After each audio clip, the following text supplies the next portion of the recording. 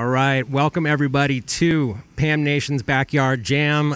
We are here in Pam's backyard right now, the first one back after many months off because of pandemic-related activities, but we're live right now with Brett Altman and the Locals. Brett Altman and the Locals, thank you so much for being here. Thank you for having us. Yeah, man, this is a total treat to have you guys. It's wonderful to have met you and spent the last 30 minutes with you guys and figuring out more about your music. You've got a lot of opportunities to share your music right now with the internet, but also there's a ton of upcoming shows in the near future. We'll dive into all that momentarily, but right now there's a lot of new music to be shared, man. Four songs, 3 of them are from the upcoming record, Not Quite Love, which will be out in 2022. On the sky, the way that you light up this room's only part of your story.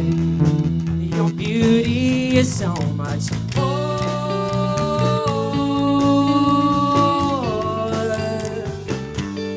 So much more.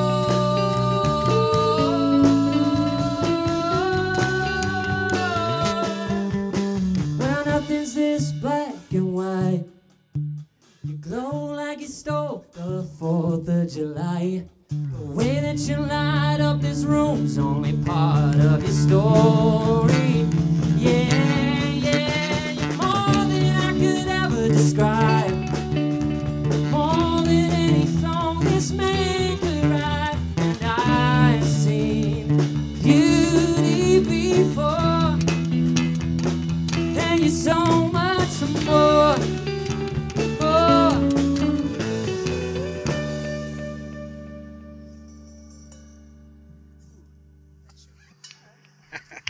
Yeah. Oh man, that's how it goes. That's how it goes. Man, dude, it is very fun to watch you guys solving problems on the fly. It sounded tremendous without the rhythm guitar in there. I mean, Chris is holding down the lead guitar. It sounded good when that dropped out. It sounded great when it came back as well. If people want to hear the full version, it's online now. Man, there's a video of Stevie Ray Vaughan breaking a couple strings, you know what I'm talking about? And then his guitar tech comes out and he misses like a note maybe, and then it's like this beautiful dance, and then he's right back in it and shredding. And I feel like we just saw a version of that, man. Yeah, I got to practice to get there. Man, so I know, Brett, that you and Chris worked closely on, I was reading about the song Waiting, which came out recently, and that one was, you guys worked for a long time on it. Yes, and he produced it as well. Well done. And that was actually one of the questions I was going to ask. Was Chris producer, or you produce in-house? So Max produced, right? Yeah, for the most part. I mean, Brett and I have been working for really ever since I moved to New York. And kind of Max, could you project super scream into those mics? Right, in these mics? Yeah, we've worked together for the last 4 years, and now we've been started as co-writers, and then with this last few projects, and then now this new album, I've been the producer, but it's all a collaborative effort. And he's on every call as well, giving all his input, so, yeah. Yeah, did it, so are you guys playing Waiting today, or is that...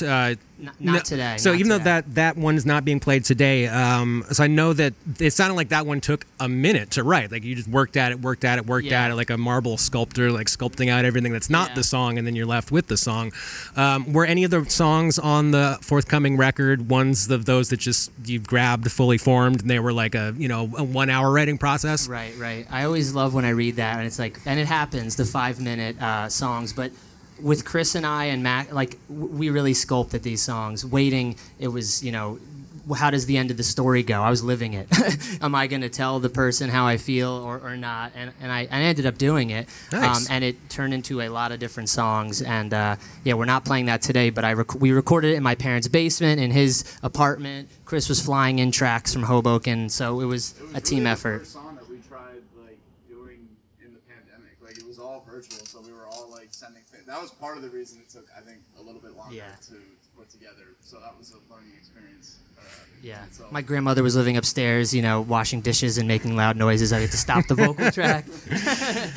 Nice. Well, dude, how did it work out for you that you actually said the thing that you were meaning to say to a person but putting it off? Did that work out to your benefit and to that person's benefit? I'm a big advocate of saying how you feel, whether it's for good or for bad.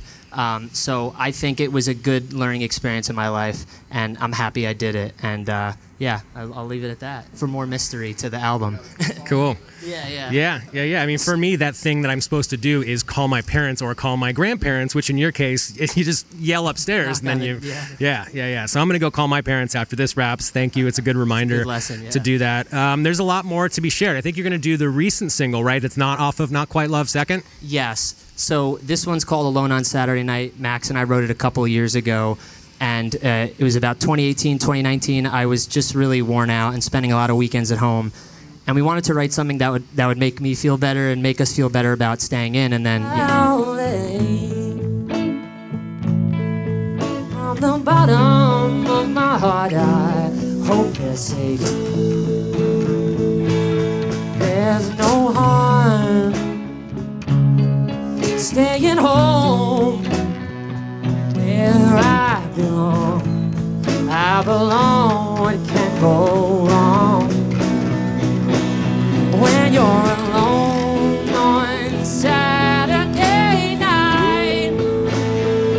Put your worries aside, leave them all behind. Yeah, when you're alone.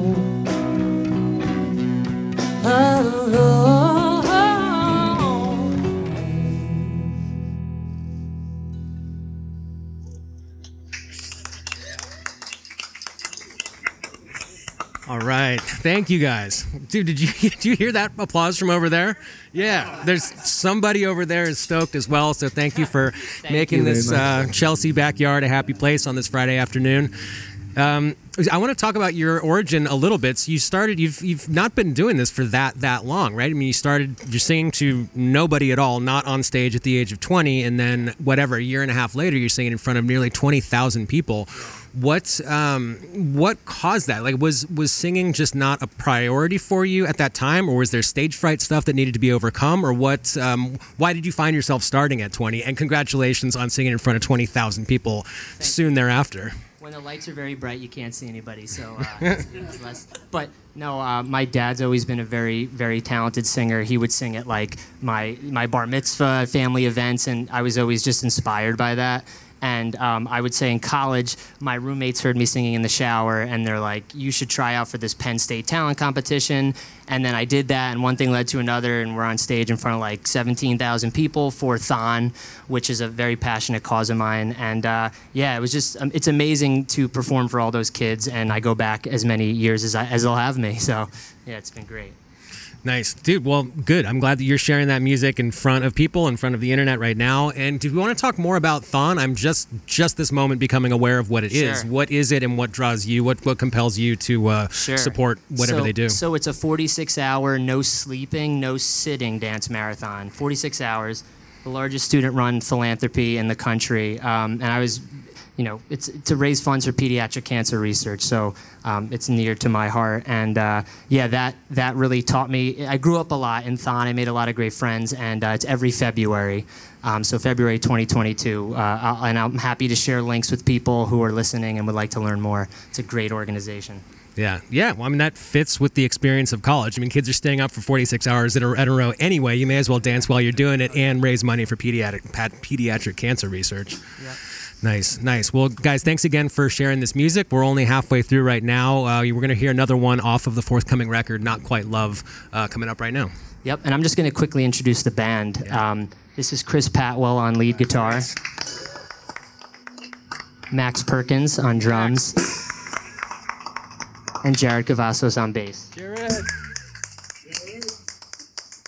While Max, Chris, and I have been playing together for a while, when we met Jared, we said to him yesterday, "You complete us." So we're very excited to have him in the band. And yeah, this one's called Placeholder, and it's about when you meet someone and they tell you they're in a relationship, and you think maybe we might go together a little bit better than your current relationship.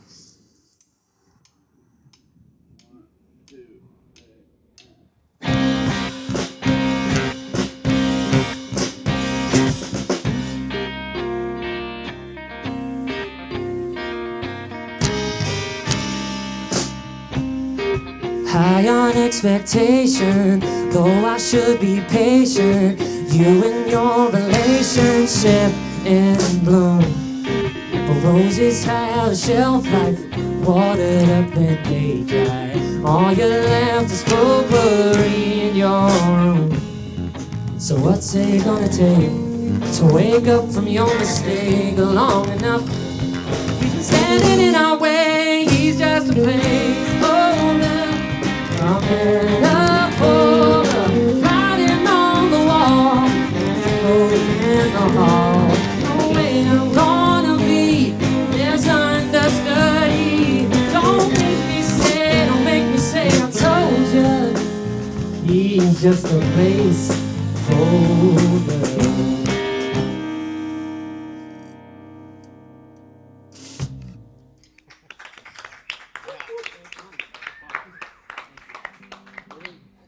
Dude, it's growing now. You're hearing that, right? Yeah, there's even We're serving you some great, delicious sandwiches. Non-dairy options as well.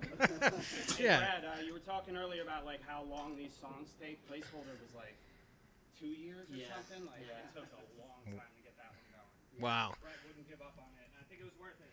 Yeah, I don't know. I just love the idea, and it's very close place to my heart. I didn't mean to use that, but yeah. So anyway, that took a long time. Yeah, well, dude, it was worth it, man. I enjoyed that song very much. Thanks for sharing it with us. There's a lot of upcoming opportunities for people to share your music live. Is Hudson West upcoming, or did that happen? So that was this past Saturday. Okay. And that was a great local Jersey City, New Jersey event. I thank all the organizers for doing that. That was the 4th annual, and they just keep getting bigger and bigger. It was at the Nimbus Arts Center in Jersey City, and we had a lot of fun. So that was, yes, a previous show. But so there is an upcoming show. You're playing East Berlin on this upcoming, well, not this upcoming, it's November 5th, Yes. Friday, November 5th, Yes. Which I just found out that is no longer Lola, and it was no longer Coney Island Baby, it was no longer Coney Island. There's something else before that. I don't know. But now, currently, East Berlin. I want to talk a little bit about the way that the New Jersey and New York community has supported you musically and how you've been able to support, because East Berlin, Bowery Electric, like that whole little empire in the Lower East Side that Jesse Mallon has built is really important in showing people new music and discovering new music. Can you talk about the importance of some of the venues like Rockwood that have been able to support you guys over the years? Yeah. Or over the year. And very thankful that a lot of them, those that did stick around, are still supporting the independent musicians. I know there's a lot of demand to book and play those shows. So the fact that we're getting an opportunity to play at East Berlin, we're excited about that. We are, we're a mixture, right? So like Jared's in the city and Max is in Brooklyn and we're in Hoboken, Jersey City area. And so it's cool to fuse our different groups, and I'm a big fan of just trying to bring people together. I'm talking to a few friends about trying to do a JC meets BK sort of cross shows across the two rivers and just bring us together, because I've been to Nashville and I feel like everyone lives so close to each other and we have a little bit further distance. So I think the scene has been very good to us. Dave Van Wissel and Mike Kuzan gave me and Max our first opportunity to play when I moved to Hoboken, and I know Kuz is a friend of the show, so it's been very supportive.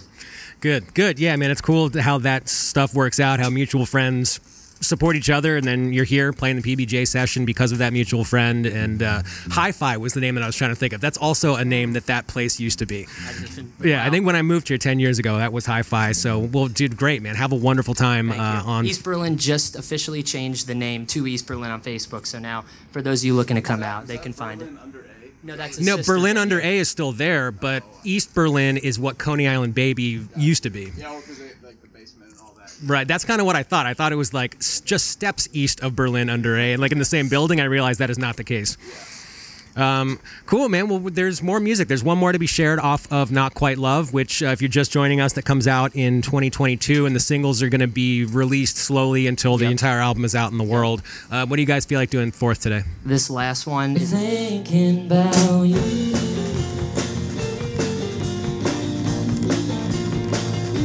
I was strong like a sergeant, leading my troops at the border. Then you stung like an arrow, hitting straight through the target. Yeah, and just when it seems like I don't need you, I want more. When I'm overthinking words I couldn't say.